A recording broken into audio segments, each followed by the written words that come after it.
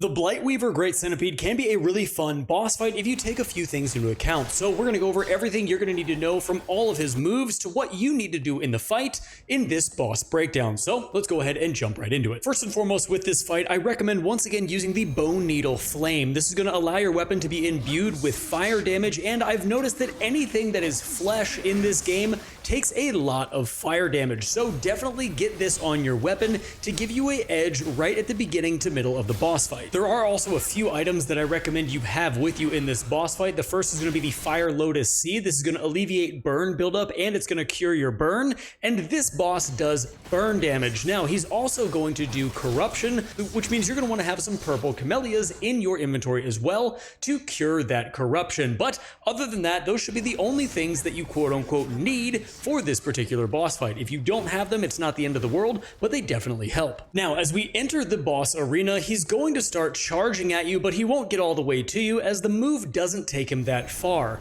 He will do a few slashes as he's walking towards you here, and if you do get close enough, they are very easily dodged. You can just dodge to the right or left.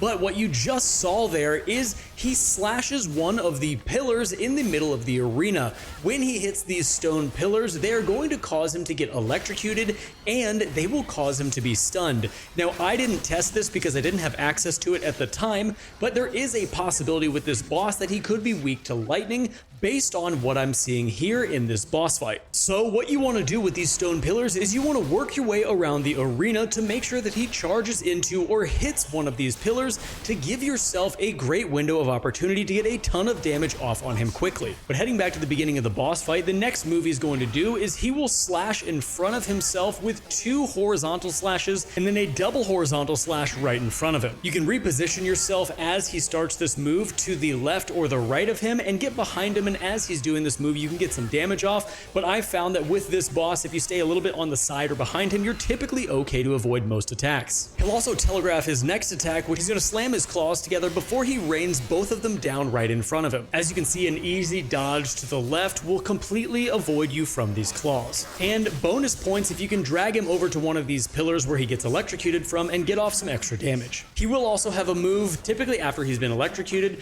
where he will rear up and scream in front of him, causing a ton of shockwaves to come out.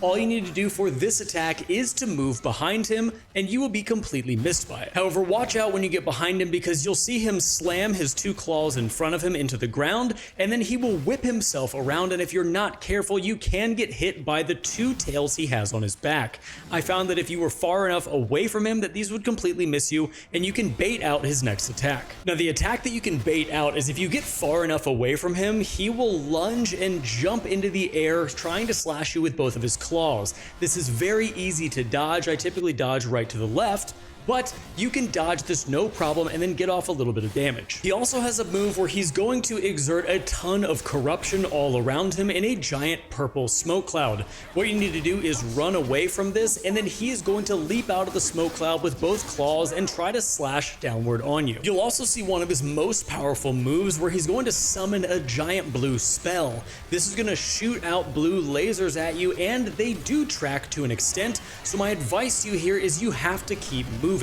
Make sure to watch your stamina bar so you don't run out of dodge, but definitely keep moving, as it doesn't matter if you're in front, side, or behind him, these beams are going to track towards you. Now when the Great Centipede gets to right around 50% health, this is where you need to really start being careful. He is going to burrow into the ground and he will shoot up 4 times trying to grab you or at least do a ton of damage to you. As you can see, it took me a second to get the timing right, but pretty much the second that you see the rubble start to change into that molten lava color, you need to dodge. This will allow him to shoot up and you not be hit by any of this damage.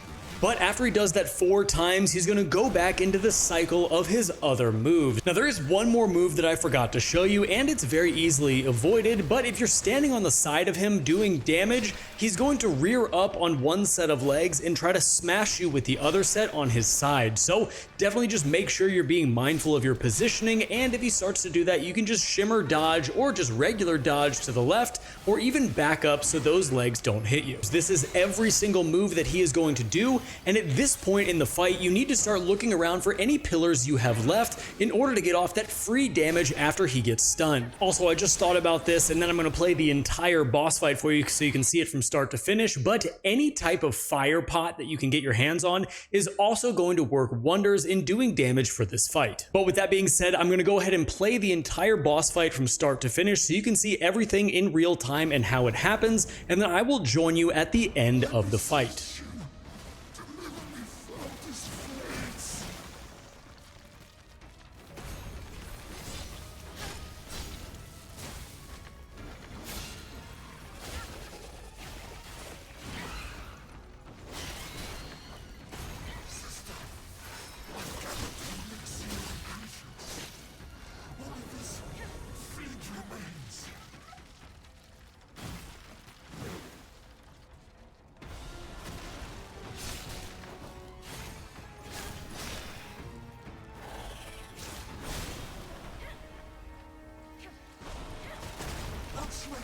You'll find you in one move. Quickly, Master Trinity Bell!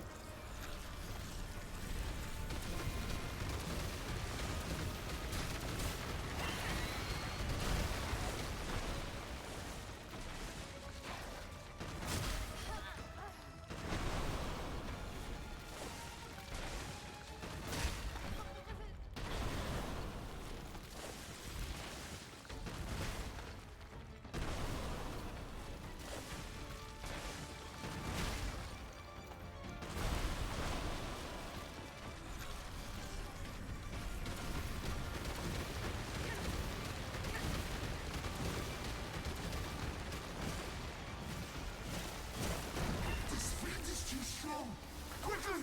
Come and join me!